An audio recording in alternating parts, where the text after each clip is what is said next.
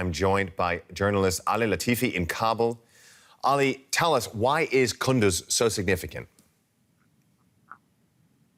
Kunduz is significant in many, many ways. One is, as you said earlier, its strategic location next to the border with Tajikistan. The fact that it is home to one of the biggest cities in the country. It's the fifth or sixth biggest city in the country. Also, if you go back all the way to 2014, when President Ashraf Ghani first came to power, he actually came up with this idea that he would make Kunduz the model province for Afghanistan, that he would reform Kunduz. He changed the governor, he changed the police chief, and all these other officials trying to basically make Kunduz the turnaround province.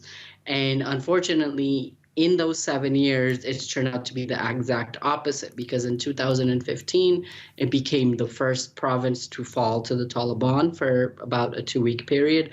Same thing in 2016, and now in 2021, it becomes the third province in 3 days to fall into the hands of the Taliban. So from an imaging standpoint, it looks really bad for the government and is seen as just yet another gain for the Taliban. You mentioned this back and forth of the Taliban gaining land and losing it over many years, which leads me to wonder, to what extent do the Taliban have support among the general population?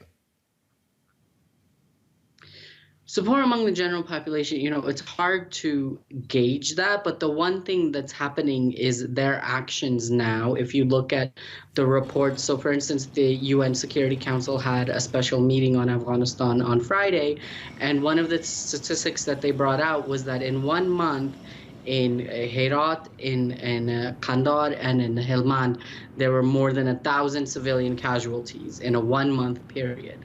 And the vast majority of those, the UN would blame on the Taliban. So that has a major impact. And if you look at the number of people fleeing these districts and these provinces as the Taliban, grow closer, it shows how afraid people are of the Taliban.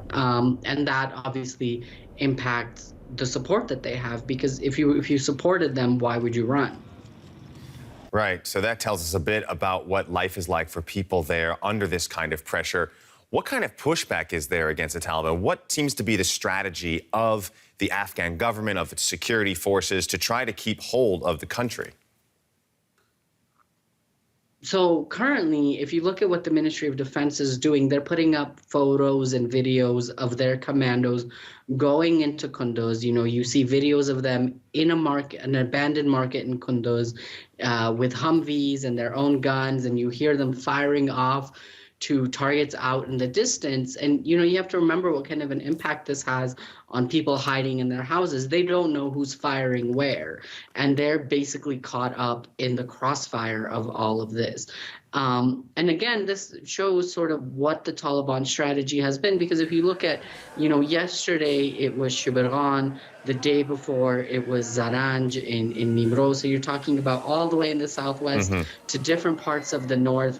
And the reaction for the government is just basically sending commandos to all of these places. But how many commandos do you have, and how many places can you send them to at one time? Ali Latifi there for us in Kabul. Thanks very much for that information.